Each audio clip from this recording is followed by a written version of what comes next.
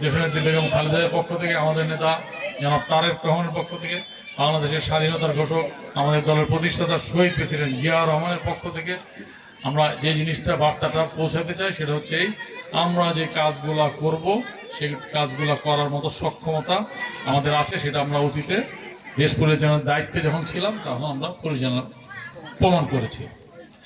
যতবারই ধানের শীষের প্রতীক নিয়ে বাংলাদেশের 300টি আসনে যে কোনো প্রার্থী দাঁড়িয়েছে, প্রচুর ভোট পেয়েছে।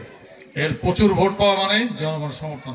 তার অর্থই না প্রতিবারই আমরা সরকার পরিচালনার দায়িত্ব পেয়েছি, অধিকাংশবার আমরা সরকার পরিচালনার দায়িত্ব পেয়েছি, জয়লাভ করেছি।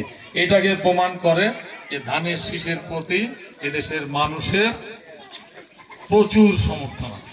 আজকে যে ধানের শীষ দেখেছেন, নৌকা দেখেছেন, লাঙ্গল দেখেছেন, এবার আমাদেরকে প্রমাণ করার সুযোগ দেন, আমাদেরকে পরীক্ষা করার সুযোগ দেন।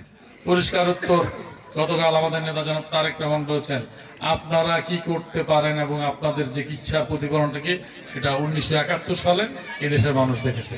সুতরাং এদেশের মানুষ এত বড় রিস্ক নেবে না যে আপনাদেরকে আরো একবার ওই দায়িত্ব দিবে অথবা ওই ক্ষমতা দিবে যেন 71-71 যে ভূমিকা পালন করেছেন সেই রকম ভূমিকা আবার আপনারা পালন করতে পারেন। বাংলাদেশ জাতীয় দল বিএনপি জোর গলায় বলে একমাত্র আমরা বাংলাদেশের মানুষের কথা বলি।